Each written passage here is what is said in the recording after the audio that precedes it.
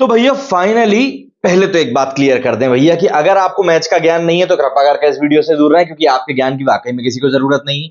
तो आज का मैच में एक बार फिर से यह सिद्ध हो गया है कि बाबर आजम विराट कोहली के सामने कुछ भी नहीं लगता है। जहां मैच बड़े होते हैं वहां पे विराट भैया खड़े होते हैं, जाहिर सी बात है। टुक टुक बाबर की तरह नहीं कि जैसे इंपॉर्टेंट मैच आया भाई सबसे पहले अपन निकल लो, क्या पता बाद में अपने ऊपर जिम्मेदारी आ जाए। खैर, बाबर आजम को साइड में फेंकते हैं, बात करते हैं मैच की।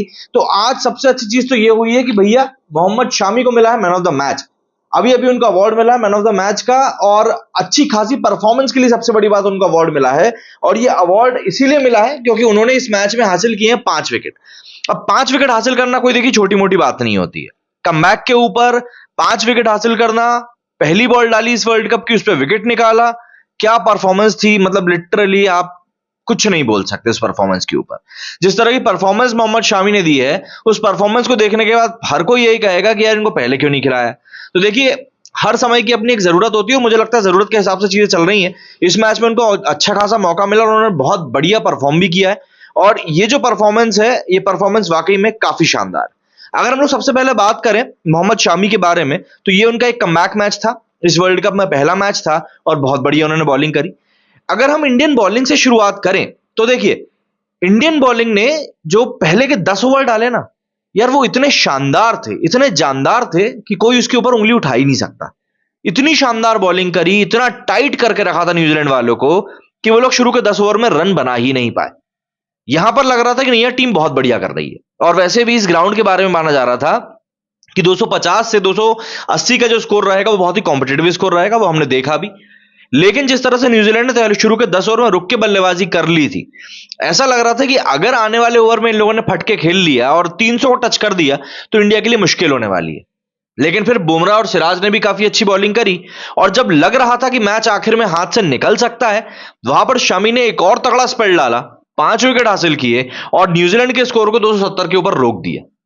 भाई इसको ही एक मास्टर क्लास परफॉर्मेंस कही जाती है। जिस तरह की परफॉर्मेंस उन्होंने दी है वो साफ तौर पर बताता है कि भाई बड़े मैच का बड़ा खिलाड़ी ऐसा ही होता है।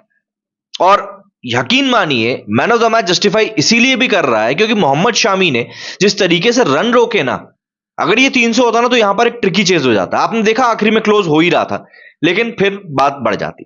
खैर, यहां से आगे बढ़े तो भाई मिचेल के बारे में बात करेंगे, रचित रविंद्रन के बारे में बात करेंगे। बहुत बढ़िया बैटिंग करी। सबसे पहले रविंद्रन की बात करें, बहुत बढ़िया बैटिंग करी। न्यूजीलैंड के लिए एक ऐसा खिलाड़ी बल्कि मुझे मिला है जो कि लंबे समय तक लंबा खेल सकता है इनके लिए, अगर उसको सही तरीके से लोग टेक केयर करते हैं। मिचेल और डैरल मिचेल और रविंद्र के बीच में पार्टनरशिप भी बहुत तगड़ी हुई थी। 2 विकेट जल्दी गिर जाने के बाद में इतनी बड़ी पार्टनरशिप करना न्यूजीलैंड को एक ऐसी पोजीशन पर लेकर पहुंचे जहां से कि न्यूजीलैंड समझ सकता था कि हाँ चलिए हम एक बड़ा स्कोर बना सकते हैं। खैर वो आखिरी में धड़ाधड़ विकेट गिर गए, वो एक बात की बात है, लेकिन इन दोनों ने बहुत अच्छा खेला। लेकिन डैरल मिचेल की इनिंग में एक बहुत ही अजीब सी चीज हुई। अगर आपने ध्यान नहीं दिया तो मैं आपको याद दिलाना चाहूं, जब बंदा 90s में था ना तो इसने बहुत स्लो खेला। देखिए होता क्या है, जब आप चेस कर रहे हो तब आपको पता होता है, आप 90s में हो चाहे 100s में हो, आपको तेज खेलना ही खेलना है। लेकिन क्या होता है ना, जब आप फर्स्ट बैटिंग कर रहे होते हो 90s में आप ज्यादा टाइम ले लेते हो, बाद में अखरता है।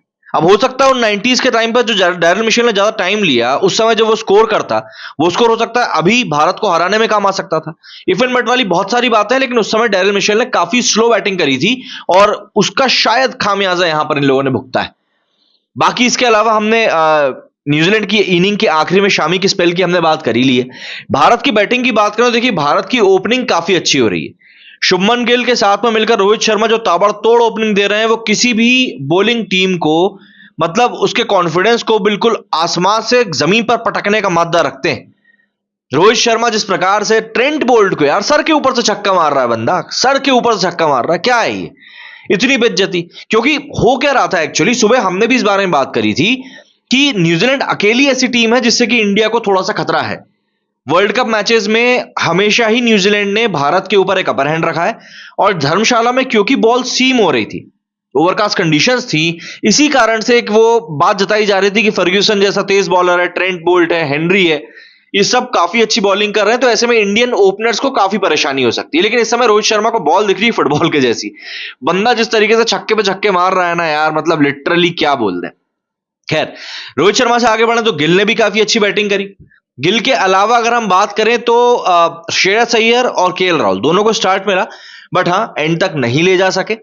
और फिर इसके बाद बारी आती हुई है हमारे चेज मास्टर किंग कोहली की। यार इस बंदे के बारे में तो जितनी बात करो उतनी कम, जितनी बात करो उतनी कम। यार किस तरीके से इस बंदे ने इनिंग को बढ़ाया है मैं समझा नहीं सकता। कई लोग यहां पर कहेंगे सेल्फिश है, क्यों? क्योंकि सूर्य कुमार यादव का जो रनआउट हुआ था वो काफी ज्यादा अगली था। देखिए वहां पर इस चीज को हम मान सकते हैं कि वहां पर शायद कोहली की गलती थी कि कॉल सूर्य का था तो कोहली को रन लेना था। लेकिन देखिए अगर ये मैच हार जाते तो शायद कोहली के ऊपर ज्यादा सवाल उठते, लेकिन कोहली आखिर तक मैच को लेके गए और मैच को जिताकर लेकर आए। तो इसीलिए मुझे लगता है कि हमको इस बात को यहीं खत्म कर देना चाहिए। फालतू की कंट्रोवर्सी क्रिएट करने से कोई मतलब नहीं है। यहां पर एविडेंट है कि सूर्य कुमार यादव ने भी अपना विकेट सेक्रीफाइस किया था और सही सेक्रीफाइस किया था, सही बंदे के लिए सेक्रीफाइस किया था। इसके अलावा अगर हम देखें तो रविंद्र जडेजा के साथ भी कुछ एक रन्स को लेकर कंफ्यूजन हुआ, बहुत ज्यादा कंफ्यूजन हुआ, लेकिन एविडेंट था वो। क्यों? क्योंकि एक रनआउट कोहली ऑलरेडी करवा चुका था, तो वो भी यही सोच रहा था कि यार दूसरा नहीं होना चाहिए, इसलिए वो बहुत कॉशियस होकर खेल रहा था।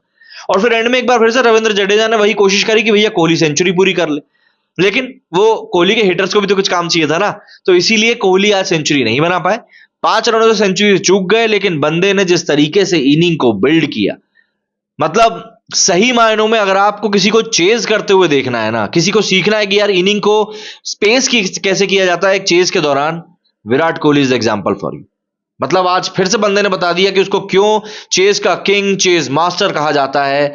बार बार हर एक मौके पर इस चीज को हमारे सामने लेकर आता है कि किस तरीके से एक पेस को बना के रखना है। यहां पर सबसे बड़ा साथ इसको रविंद्र जडेजा का भी मिला। जडेजा ने जिस तरीके से हार्दिक पांड्या की मुझे लगता है कमी पूरी करी एक फिनिशर की, वो वाकई में काबिल तारीफ है। मिसेस जडेजा भी आज स्टेडियम में बैठी हुई थी, तो ठीक है, अच्छी बात है, परफॉर्म करने का मौका मिला। और जिस तरह का कैच रविंद्र का इसने छोड़ा था, रविंद्र जडेजा ने, मुझे लगता है उसकी भरपाई भी हो गई है।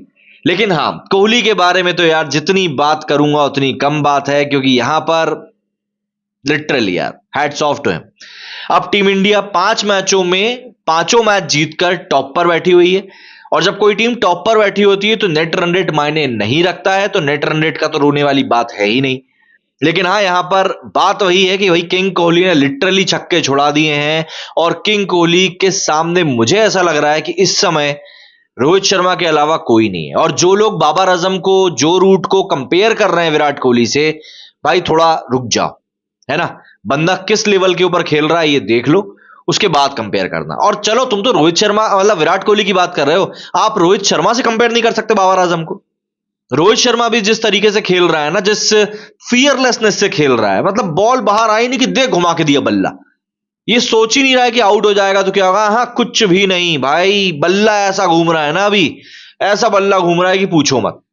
और लिटरली यही तरीका होता है एक टीम की डोमिनेंट शुरुआत देने का। तो यहां पर इंडिया ने ओवरऑल एक बहुत बढ़िया परफॉर्मेंस दी है।